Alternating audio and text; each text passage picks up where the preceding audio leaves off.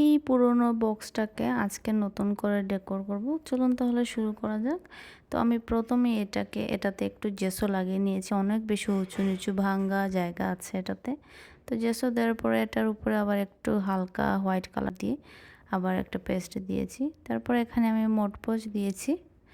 Decoupage সম্পর্কে আমার খুব একটা আইডিয়া নেই বা এক্সপিরিয়েন্স নেই বললেই চলে। তো ইউটিউব দেখে দেখে একটু একটু করে আইডিয়া করে এটা করেছি। এর আগেও দু একবার করেছি, খুব একটা ভালো হয়নি।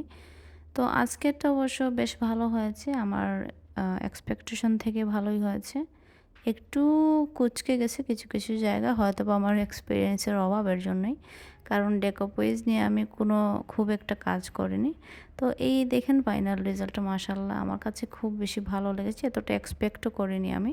খুব সুন্দর ক্লাসি একটা ভাইব দিচ্ছে। তো আজ এই পর্যন্তই, সবাই ভালো থাকবেন, আল্লাহ হাফিজ।